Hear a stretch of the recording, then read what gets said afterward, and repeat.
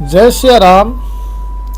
क्या आपने कभी सोचा है कि हम इस संसार में बार बार क्यों आते हैं? हम सुख खोजते हैं लेकिन हमें दुख क्यों मिल जाता है? हम रुकना चाहते हैं लेकिन हमें आगे ढकेल दिया जाता है। आध्यात्म और दर्शन की गहराई में झांकें तो इस पूरे चक्र का एक ही केंद्र है, मोह।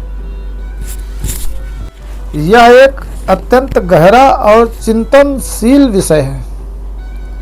मोह यानी कि अटैचमेंट ही वह बंधन है जो मनुष्य को जन्म और मृत्यु के चक्र में बांधे रहता है।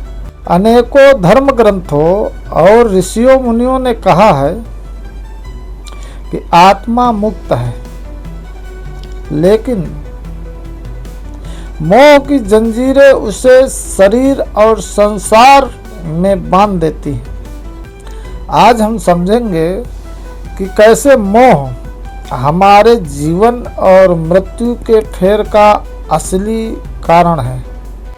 मोह का अर्थ केवल प्रेम नहीं है। मोह का अर्थ है अज्ञानवश किसी भी वस्तु या व्यक्ति को अपना मान लेना। जब हम अपनी पहचान, अपने पद, परिवार, शरीर, धन या कोई भी वस्तु को जोड़ लेते हैं तो हम एक अदृश्य जाल बुन लेते हैं। जैसे कि एक रेशम का कीड़ा खुद के बनाए हुए जाल में खुद ही फंस जाता है, वैसे ही मनुष्य अपनी इच्छाओं और ममता के कारण इस संसार रूपी जाल में उलझ जाता है। हम भूल जाते हैं कि यहाँ सब कुछ क्षण भंगुर है। मृत्यु के समय शरीर तो छूट जाता है, लेकिन वासना और मोह नहीं छूटते। हमारी अधूरी इच्छाएं और अपनों के प्रति गहरा मोह या लगाव वह चुंबक है जो आत्मा को पुनः एक नए शरीर की ओर खींच लाता है। भगवान श्री कृष्ण ने गीता जी में कहा है, अंत काले च मामेव स्मरन् मुक्त्वा कलेवरम।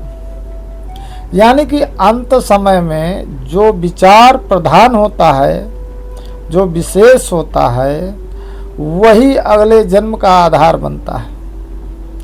यदि मन मोह में अटका है तो वापसी निश्चित है। तो लोग कहते हैं कि इसका अर्थ यह है कि हम प्रेम करना छोड़ दें। बिल्कुल नहीं। मोह और प्रेम में बहुत सूक्ष्म अंतर है। प्रेम निस्वार्थ है, जबकि मोह अधिकार जमाता है। एक बात आती है साक्षी भाव। संसार में रहें लेकिन कमल के पत्ते की तरह, जो पानी में रहकर भी उससे अलग रहता है, उसमें भीगता नहीं। अनित्यता का बोध। हर दिन अपने आप को याद दिलाएं कि यहाँ कुछ भी स्थायी नहीं है। कर्तव्य का पालन करें, रिश्तों को निभाएं, लेकिन उन्हें बंधन न बनने दें।